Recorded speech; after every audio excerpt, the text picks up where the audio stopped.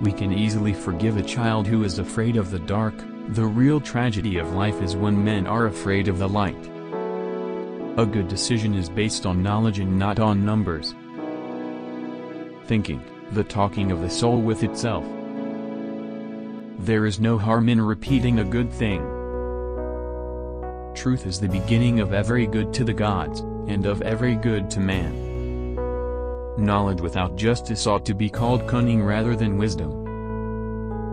The first and greatest victory is to conquer yourself. To be conquered by yourself is of all things most shameful and vile. Wealth, and poverty, one is the parent of luxury and indolence, and the other of meanness and viciousness, and both of discontent. An empty vessel makes the loudest sound, so they that have the least wit are the greatest babblers. Opinion is the medium between knowledge and ignorance. If a man neglects education, he walks lame to the end of his life.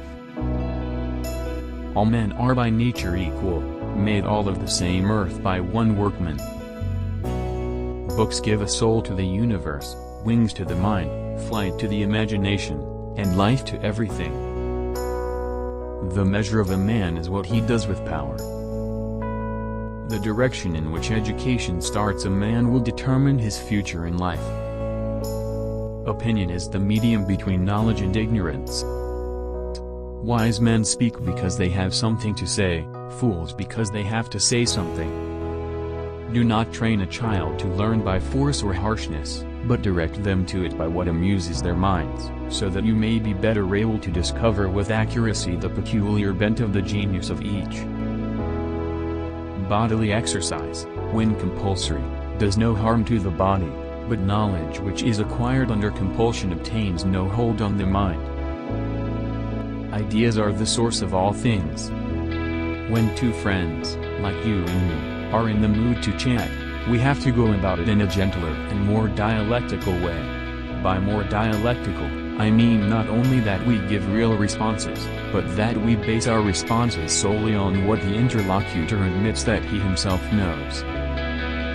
Knowledge becomes evil if the aim be not virtuous. A library of wisdom is more precious than all wealth, and all things that are desirable cannot be compared to it. Whoever therefore claims to be zealous of truth, of happiness, of wisdom or knowledge, must become a lover of books. No one is more hated than he who speaks the truth. And what, Socrates, is the food of the soul? Surely, I said, knowledge is the food of the soul. The untrained mind keeps up a running commentary, labeling everything, judging everything. Best to ignore that commentary. Don't argue or resist, just ignore. Deprived of attention and interest, this voice gets quieter and quieter and eventually just shuts up.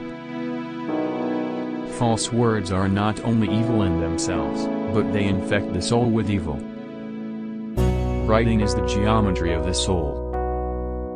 Necessity is the mother of invention.